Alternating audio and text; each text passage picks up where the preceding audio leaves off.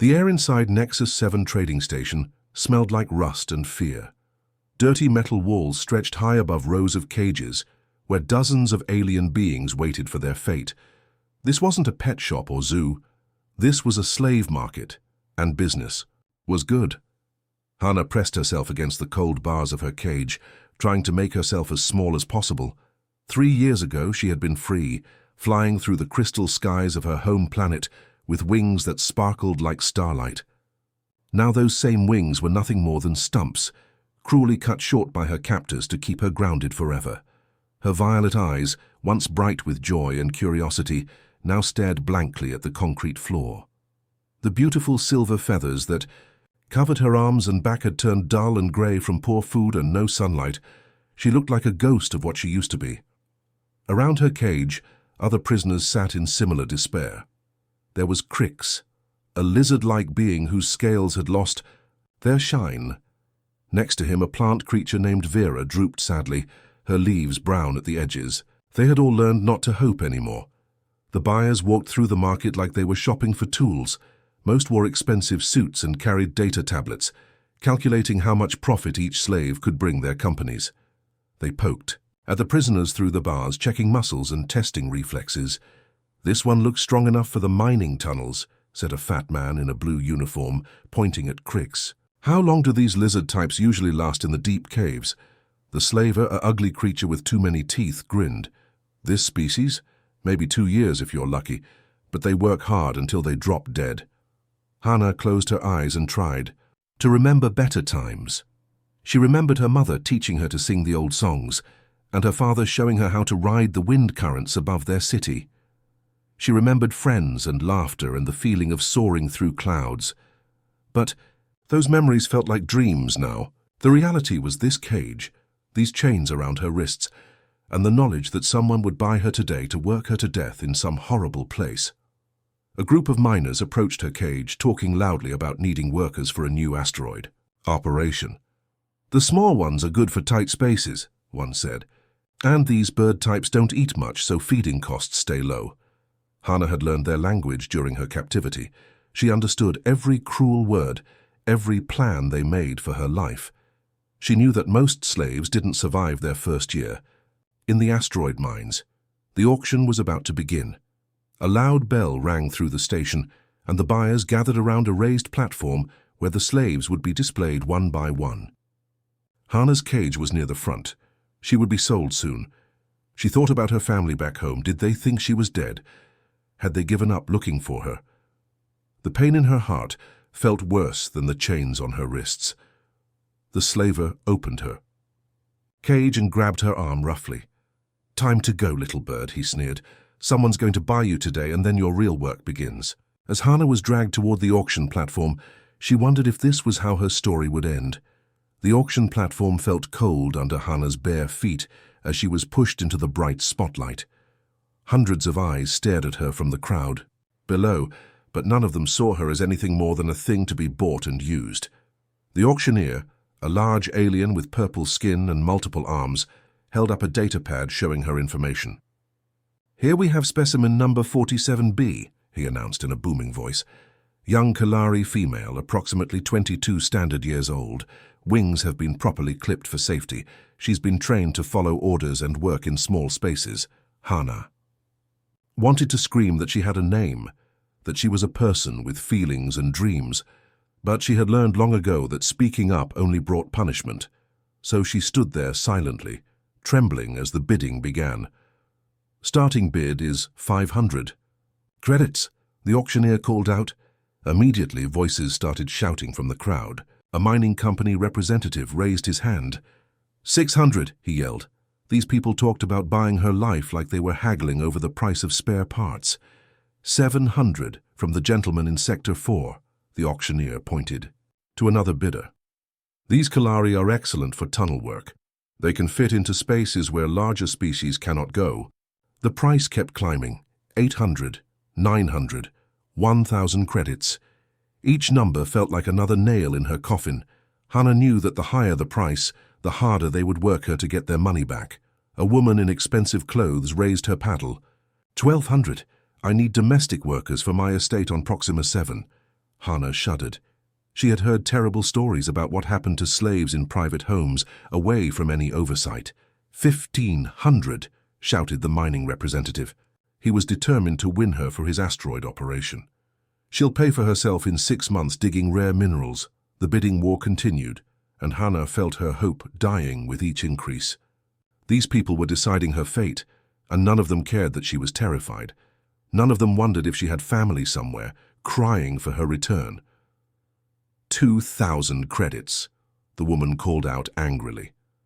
The crowd murmured. That was a high price for a single slave. The mining representative looked frustrated but raised his hand again. 2,100! Going once for 2,100 credits. The auctioneer began the final countdown. Going twice. Then, from the very back of the crowd, a quiet voice spoke up. 2,500. The crowd turned to see who had made such a high bid. Hana looked too and saw a human man standing alone near the exit. He was maybe 40 years old, with weathered skin that spoke of long years in space. His clothes were simple work gear, not the fancy outfits of the corporate buyers. The other bidders grumbled and shook their heads. 2,500 was too much for them. Sold to the human in the back, the auctioneer declared, slamming his gavel. As the slaver began to remove Hana from the platform, she got a better look at her new owner. Ji-hoon had kind brown eyes and a gentle face. When their eyes met for just a moment, she saw something she hadn't seen in 3 long years of captivity. She saw compassion, but Hana had learned not to trust hope. Humans could be just as cruel as any other species. Maybe this Ji-hoon just hid his cruelty better than the others. Maybe he had bought her for purposes too horrible to imagine. Still, as she was led away in chains, she couldn't shake the feeling that something was different about this human. Hana's heart pounded as Ji-hoon led her through the docking bay toward his ship. She had seen enough slave transports to know what came next. A dark cargo hold, chains bolted to the walls, and maybe a bucket of stale water if she was lucky. Her feet dragged against the metal floor as she prepared for another nightmare to begin. The ship looked ordinary from the outside. It wasn't fancy like the corporate vessels, but it wasn't a rusted wreck either, just a simple cargo hauler that had seen better days. The paint was faded, and there were small dents here and there, but it looked well maintained. As they stepped through the airlock, Hana braced herself. This was usually when new owners showed their true nature. But instead of dragging her toward a cargo bay, Ji-hoon stopped and looked at her chains. "These must hurt," he said quietly, speaking in broken Kalari.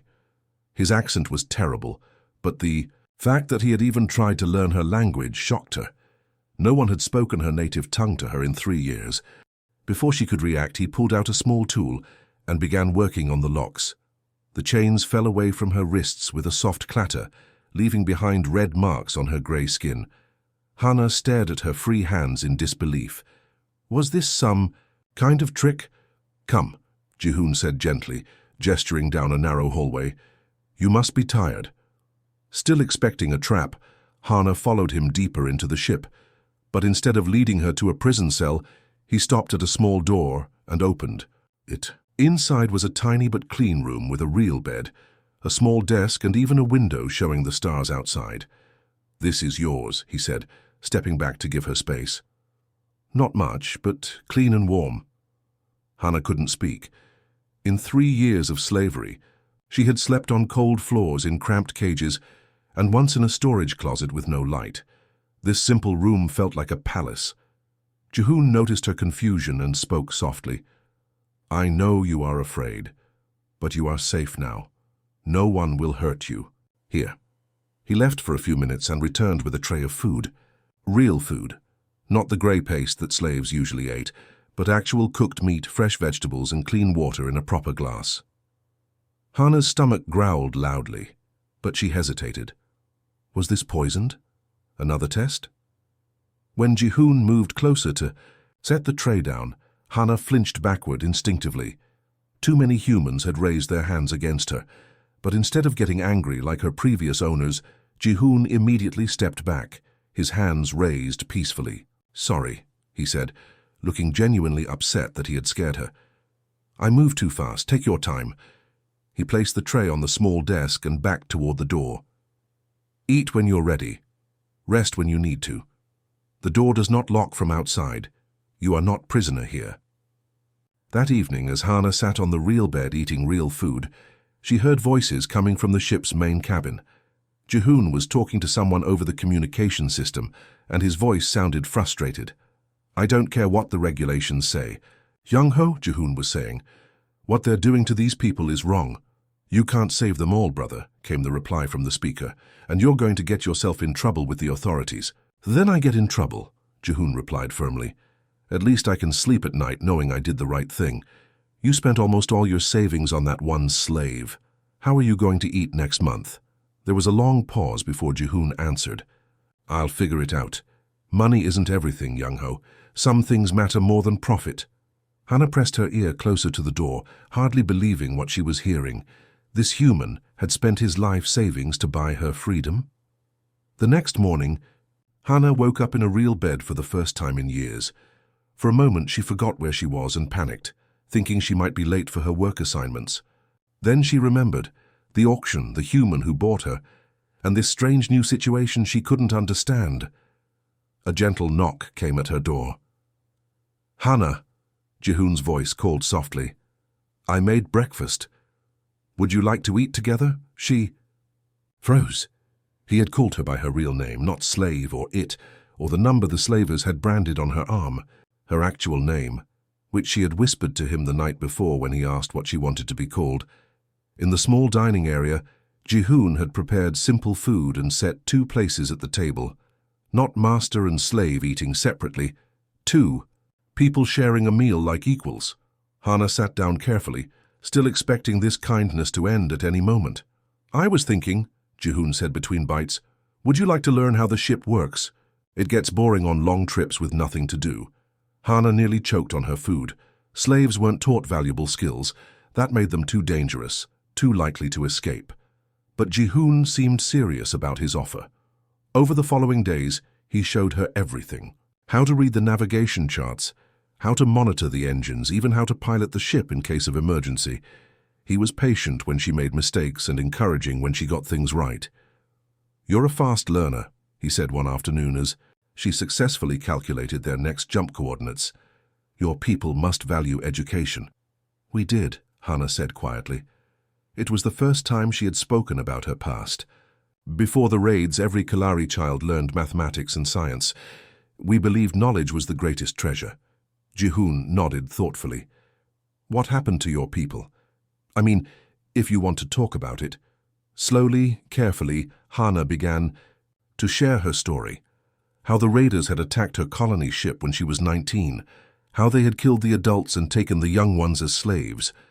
How she had been passed from owner to owner, each one worse than the last. "For 3 years they called me Blue 7, she said, touching the faded numbers tattooed on her arm. "I almost forgot my real name was Hana. I almost forgot I was a person." Jihoon's jaw tightened with anger, but his voice stayed gentle. "You were always a person. What they did to you was evil, but it doesn't change who you are inside." As the days passed, Hana learned more about her rescuer. Jihoon was a cargo hauler who traveled between different star systems, carrying supplies to remote colonies. But lately, he had been doing something else, tracking down enslaved Kalari and buying their freedom. "How many have you saved?" Hana asked one evening as they watched the stars streak past through hyperspace. "You're the 7th, Jihoon admitted. "There are others still out there, but the slavers are getting suspicious. They're moving their operations to places that are harder to find." "Why do you do this?" Hana asked the question that had been bothering her for days. "You don't know us. We're not your people. Why risk everything to help strangers?" Jihoon was quiet for a long time, staring out at the endless stars. Finally, he spoke. "Because someone has to. Because it's right. And because—" He paused, his voice getting softer. "Because I know what it feels like to lose family to evil people." Hana saw the pain in his eyes and understood. This human carried his own scars, his own losses. Maybe that's why he could see her as more than just a slave, because he knew suffering too. The ship hummed quietly as it traveled through hyperspace, carrying them toward the distant Kalari territories. For the first few days, Hannah stayed mostly in her room, afraid to believe that her situation had really changed. But hunger and curiosity eventually drew her out. She found Ji-hoon in the ship's small kitchen, preparing what smelled like actual food. Not the flavorless nutrient blocks she had eaten for years, but something that made her mouth water. "Good. Morning, Hannah," he said with a smile. "I hope you slept well. Would you like some breakfast?" The sound of her real name still made her heart skip. For so long, she had been nothing but a number. Blue 7, tattooed on her arm like she was a piece of equipment. The slavers had trained her to respond only to that designation, beating her when she tried to use her birth name. But now this strange human used her real name naturally, like she was a person worth knowing. "I made extra," Ji-hoon continued, setting a plate at the small table. "It's not fancy, but it's better than ship rations." Hannah sat down carefully, still expecting some kind of trap. But Ji-hoon simply ate his own meal and made casual conversation about the weather on different planets. He didn't give orders or make demands. He just talked to her like a normal person. After breakfast, something unexpected happened. Instead of sending her away or locking her up, Ji-hoon asked, "Would you like to see how the ship works? Long trips can be boring with nothing to do." Hannah stared at him in shock. Slaves weren't taught valuable skills. That made them dangerous. Knowledge was power, and power belonged only to the masters. But Ji-hoon seemed genuinely interested in teaching her.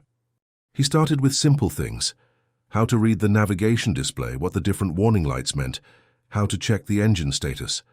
Hannah was terrified of making mistakes, but Ji-hoon was incredibly patient. "Don't worry about getting it wrong," he said when she hesitated over a control panel. "Everyone learns by making mistakes. That's how I figured out most of this stuff." Over the next few days, the lessons continued.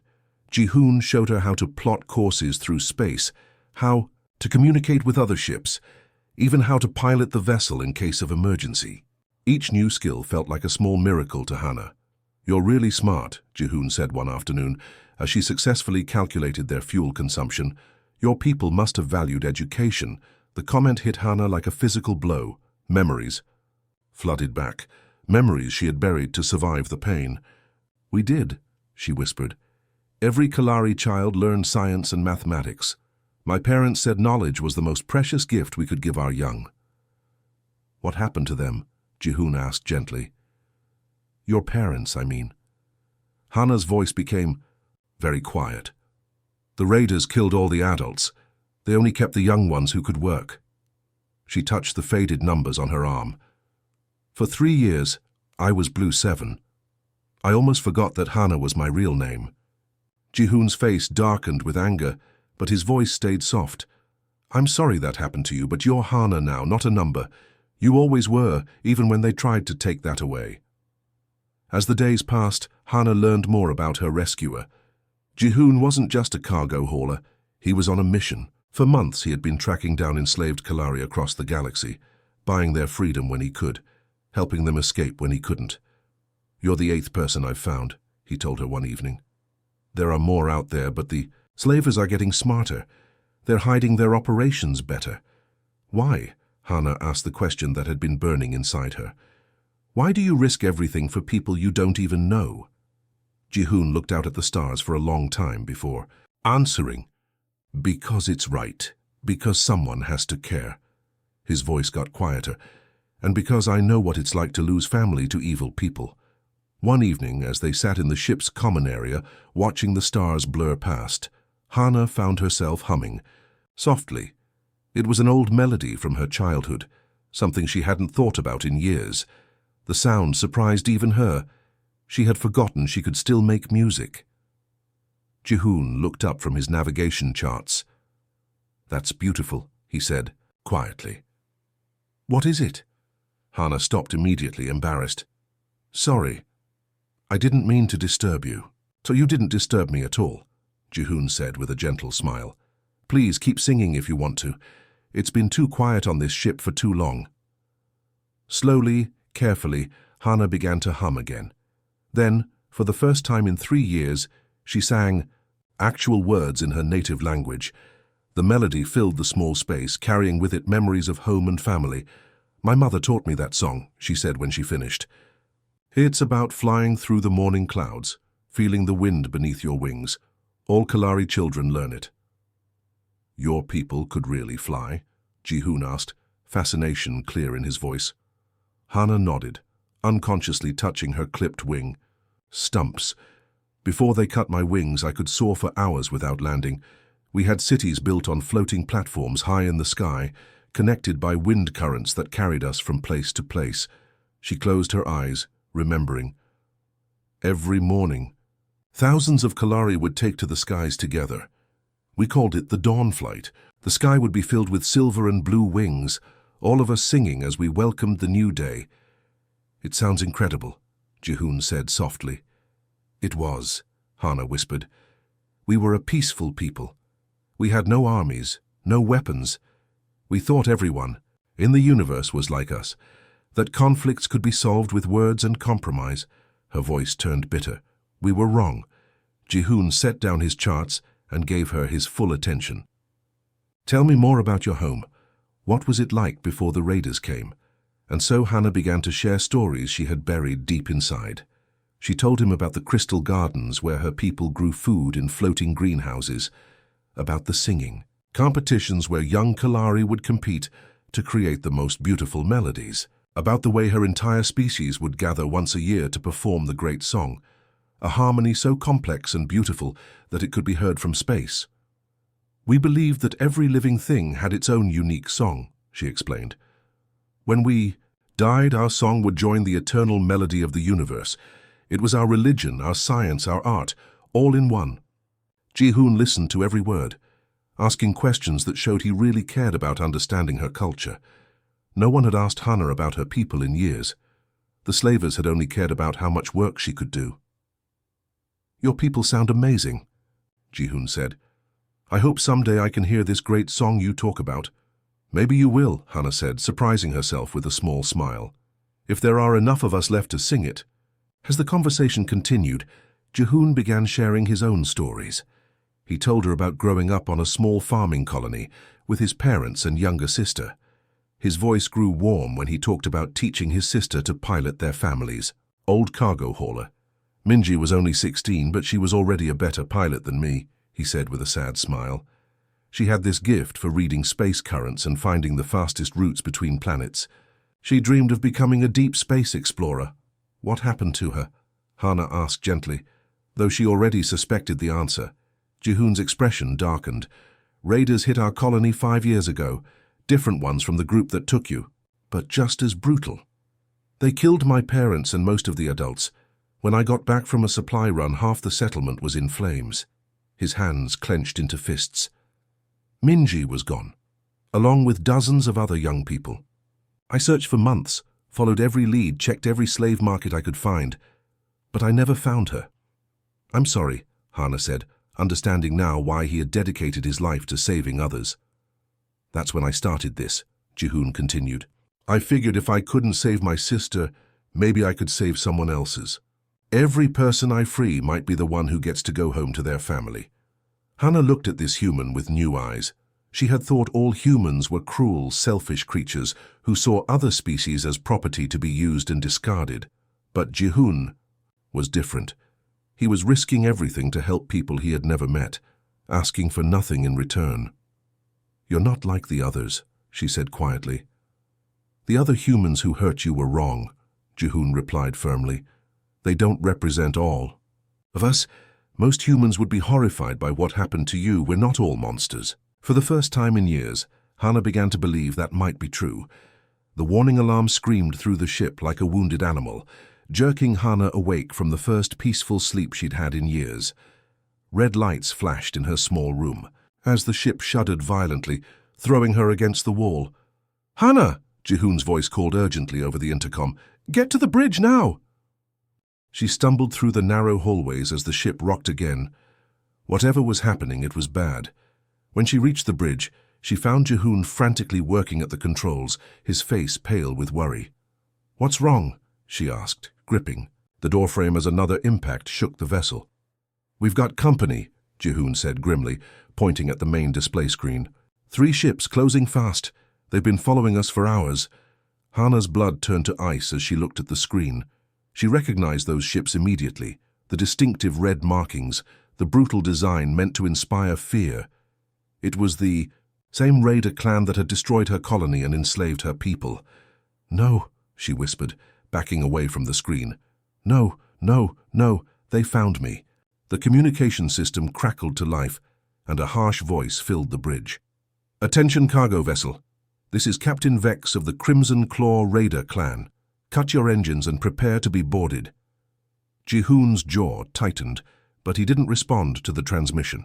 Instead, he pushed the engines harder, trying to outrun their pursuers. "I know you can hear me, human," the raider captain continued. "You have something that belongs to us, a Kalari female with the designation Blue 7. Return our property. Immediately." "Property?" Jihoon spat, his anger flaring. "She's not property, she's a person." The raider laughed coldly over the radio. "Ah, so you do have her. Good. Here's what's going to happen. You're going to stop your ship, hand over the bird, and maybe we'll let you live." Hana watched in amazement as Jihoon's expression hardened with determination.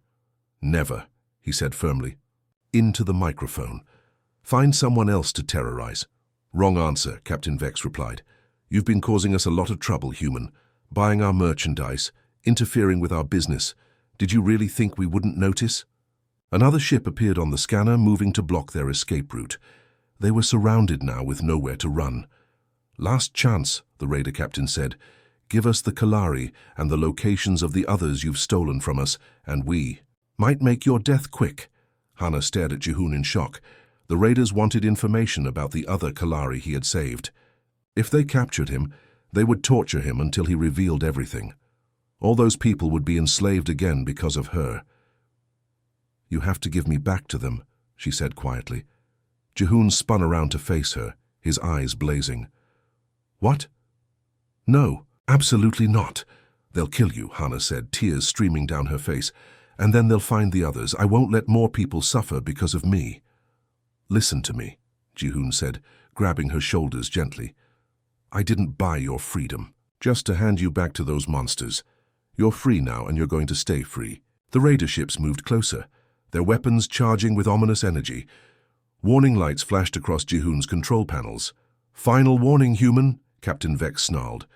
"Surrender now, or we'll blast your ship apart and take what we want." From the wreckage, Jihoon looked at the overwhelming odds.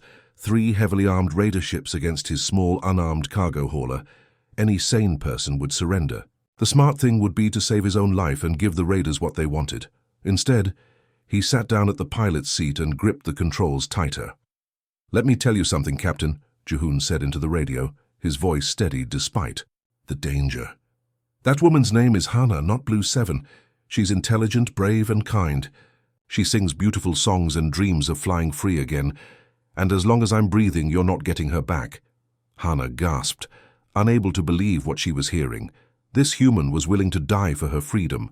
After years of being treated like an object, someone finally saw her as worth protecting. "Your funeral, human," the raider captain replied. "All ships open fire." Energy beams lit up the darkness of space as the raiders began their attack. The small cargo ship shook violently as the first shots hit their shields. Jihoon's hands flew over the controls, trying to dodge the incoming fire. But they were outnumbered and outgunned. It was only a matter of time before their shields failed. "Hold on," he told Hana grimly. "This is going to get rough." As explosions rocked the ship around them, Hana realized something that changed everything. For the first time in her life, someone was fighting for her. Not using her, not owning her, but actually fighting to protect her freedom. She wasn't going to let him face this alone. The ship's hull groaned under the relentless attack as energy blasts hammered their weakening shields.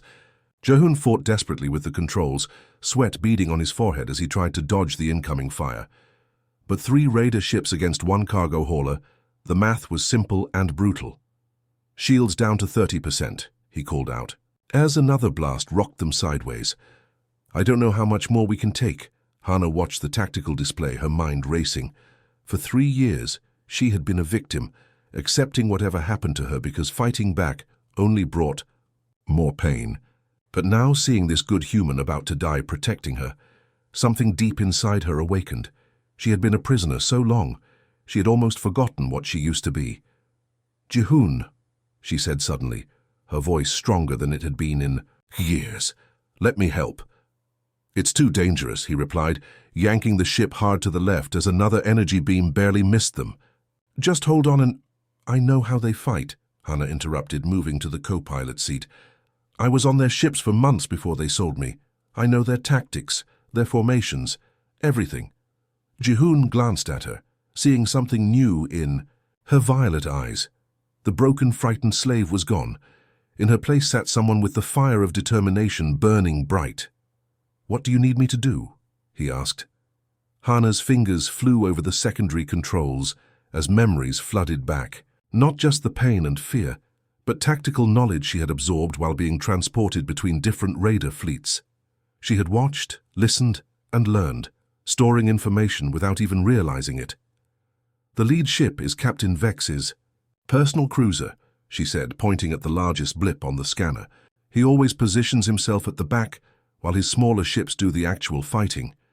He's arrogant, thinks his prey will never fight back."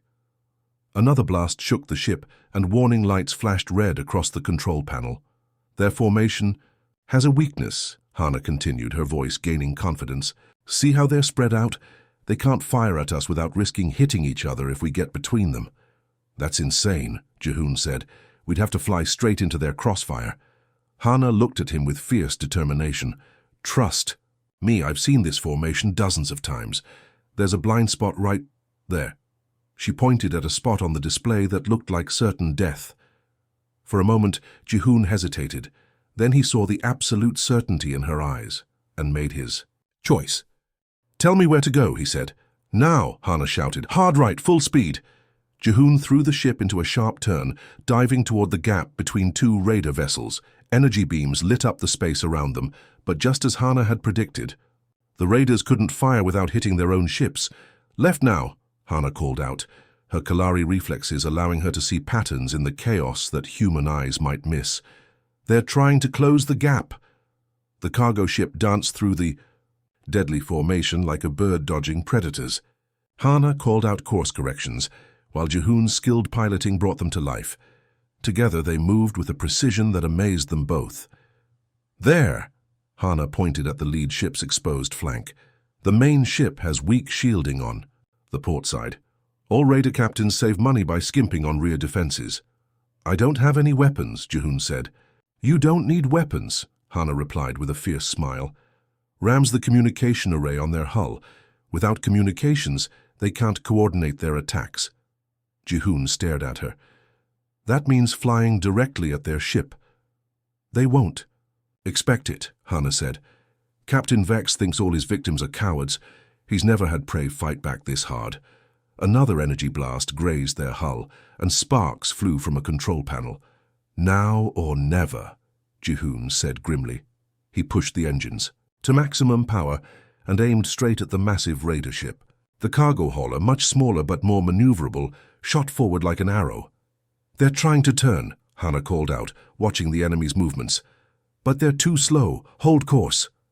At the last second, Jihoon pulled up slightly, scraping along the raider ship's hull with a screech of tearing metal. The collision tore away the communication array and left the lead ship temporarily blind and unable to coordinate with its escorts. "It worked!" Jihoon shouted in amazement. But Hannah was already working on the next step. "Quick, send out a distress signal on all frequencies. Tell them we're being attacked by the Crimson Claw Raiders at these coordinates." As Jihoon broadcast their emergency message, Hannah felt something she hadn't experienced in years. For the first time since her capture, she wasn't just surviving, she was fighting back. And it felt incredible. The distress signal had barely finished transmitting when new ships appeared on the scanner. But these weren't more raiders. The sleek, silver vessels bore the distinctive wing-shaped markings of the Kalari Defense Force. "This is Commander Sora of the Kalari Patrol Fleet," a clear voice announced over the radio. "We received your distress call. Hold your position. Help is coming." Hannah's eyes filled with tears as she heard her native language spoken with authority and strength. For years she had only heard Kalari words whispered in fear by other slaves. Now her people's voices rang out like a battle cry. The Kalari ships moved with deadly precision, surrounding the confused raiders who were still trying to figure out why their communications had failed. Without their coordination, the pirates were no match for the organized patrol fleet. "Crimson Claw vessels, you are surrounded," Commander Sora announced. "Surrender immediately or face destruction." Captain Vex's voice crackled over the radio, full of rage and disbelief. "You can't do this. We're in neutral space." "You attacked one of our people," came the cold reply. "That makes it our business." Within minutes, the raider ships were disabled and boarded. Jihun and Hana watched in amazement as Kalari security forces took the pirates into custody. But the biggest surprise came when the boarding teams discovered something horrible in the raider cargo holds. "Commander," one of the team leaders reported, "we've found 23 Kalari prisoners aboard the lead ship. They appear to be recently captured." Hana gasped, covering her mouth with her hands. 23 more of her people, probably taken from some remote colony and destined for the slave markets. If she and Jihun hadn't fought back, those innocents would have disappeared forever. Commander Sora's ship docked with Jihun's cargo hauler, and soon the bridge was filled with Kalari officers. Hana stared at them in wonder. It had been so long since she had seen her people standing tall and proud, wearing uniforms instead of chains. "Hana of the Morning Wind Clan," Commander Sora said formally, reading from a datapad. "You were reported dead 3 years ago when the colony ship Starlight was destroyed." I survived," Hana whispered, barely able to believe this was real. The commander's formal expression softened. "Your family never stopped hoping. They will be overjoyed to learn you're alive." Then Sora turned to Jihun, studying him with curious eyes. "And you are the human who has been rescuing our people. We've heard rumors, but I admit I didn't believe them until now." Jihun shifted uncomfortably under the attention. "I just did what anyone should do. Those people needed help." "Not anyone would have risked their life for strangers," Sora replied. "Certainly not anyone would have spent their life savings buying slaves just to set them free." The journey to the Kalari homeworld took 2 days, but it felt like both an eternity and an instant to Hana. She spent hours talking with the other rescued prisoners, sharing stories and trying to process the reality of freedom. Many of them looked at her with awe when they learned she had helped fight off their captors. "You were so brave," a young Kalari named Minho said. "I was too scared to even hope for rescue." "I was scared too," Hana admitted, "but I had someone worth fighting for." When they finally arrived at Kalaria Prime, Hana's heart nearly stopped. The beautiful floating cities she remembered from childhood were still there, perhaps even more magnificent than before. Platforms of crystal and metal hung in the sky like jewels, connected by graceful bridges that seemed to defy gravity. At the landing platform, a crowd had gathered. Hana stepped off the ship on shaking legs, her eyes scanning the faces until she saw them. Her parents, older now and marked by grief, but alive. Her younger brother Junho, who had been just a child when she was taken, now tall and strong. "Hana?" her mother whispered, as if afraid to believe her eyes.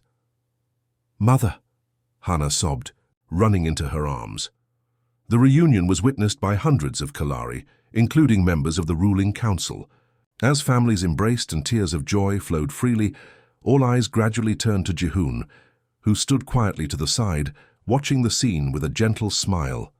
Elder Yuna, the most senior council member, approached him with deep respect.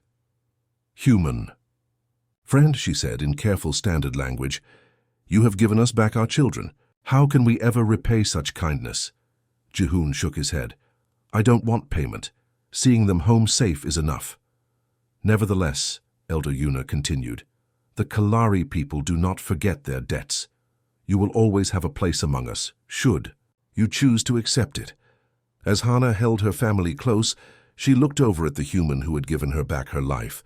For the first time in years, she was truly home. 3 days after the emotional reunion, the Kalari Council called for a formal ceremony to honor Jihun's actions. The great assembly hall floated high above the city, its crystal walls reflecting the golden light of the twin suns. Hundreds of Kalari filled the elegant chamber. their silver and blue feathers creating a sea of color. Jihoon felt terribly out of place in his simple work clothes among all the formal robes and ceremonial dress. He had tried to decline the invitation, but Hana insisted he attend. "You saved my life," she had told him firmly. "The least you can do is let my people thank you properly." Elder Yuna stood at the center of the hall, her ancient voice carrying, clearly through the space. "We gather today to recognize an extraordinary act of courage and compassion. The human Jihoon has risked everything to rescue our enslaved people, asking for nothing in return." Murmurs of agreement rippled through the crowd. Many of the Kalari present had family members who had been rescued by Jihoon over the past months. "In our long history," Elder Yuna continued, "no outsider has shown such dedication to our welfare. This human has spent his life savings, risked his safety, and faced down armed slavers, all for people he had never met." Jihoon shifted uncomfortably, as hundreds of eyes focused on him. He had never wanted recognition for his actions. Helping others just felt like the right thing to do. Elder Yuna gestured for Hana to join her at the center of the hall. "But perhaps it is better to hear from one who experienced this kindness firsthand." Hana stepped forward, her wings partially spread in a gesture of respect. When she spoke, her voice was strong and clear, carrying the pain of her past and the hope of her future. "For 3 years I believed that all other species saw us as animals to be used and discarded," she began. "I had forgotten that kindness existed in the universe. I had forgotten my own name." The hall was completely silent as she continued. "Then this human found me in the darkest place imaginable. He could have walked away. He could have saved his money and his safety.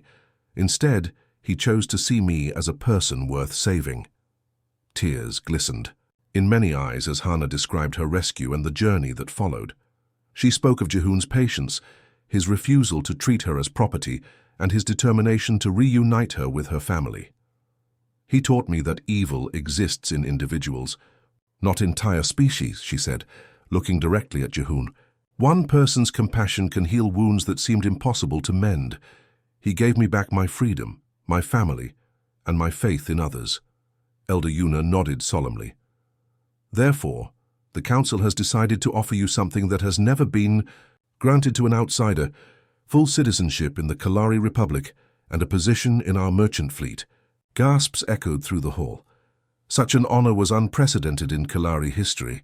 You would have your own ship," Elder Yuna explained, "with full diplomatic protection and the resources to continue your rescue missions. You would not work alone. We would assign you a crew of volunteers who share your mission." Jihoon looked stunned. I don't know what to say. This is incredibly generous, but I'm not sure I deserve such an honor." Hana stepped forward again. "May I make a request to the Council?" Elder Yuna nodded. "Speak freely, child." "If Jihoon accepts this offer, I would like to serve as his co-pilot and translator," Hana announced. "I know the slave markets, the raider, tactics and the languages of many species. I want to help rescue others like the Council helped rescue me." The crowd erupted in approval, wings rustling like applause. Elder Yuna smiled warmly. "A wise choice. Who better to help the rescued than one who understands their suffering?" 6 months later, Jihoon stood on the bridge of his new ship, the Wind Dancer, watching as they approached another remote trading station. The vessel was sleek and fast, built for both speed and stealth. Behind him, Hana worked at the communications console, her restored wings catching the light from the stars. "I'm picking up transmission from the surface," she reported. "There's definitely a slave auction happening today." Jihoon nodded, checking their equipment one more time. The cargo hold was filled with credits provided by the Kalari government, and their ship carried enough firepower to handle most threats. "How many this time?" he asked. "At least 15 different species," Hana replied, her expression grim, "including some very young ones." Jihoon's jaw tightened. Even after all these months, the cruelty of the slave trade still made his blood boil. But now he had the resources and support to make a real difference. "Then we'd better get to work," he said. As the Wind Dancer descended toward the planet's surface, Hana sang softly under her breath, one of the ancient Kalari flight songs. But now the melody carried new meaning. It wasn't just about soaring through the sky. It was about lifting others up from the darkness and helping them find their way home. Together, they had found something neither expected, a family forged. Not by blood, but by shared purpose and mutual respect. And across the galaxy, there were still people waiting to be saved. Retry Claude can make mistakes. Please double-check responses.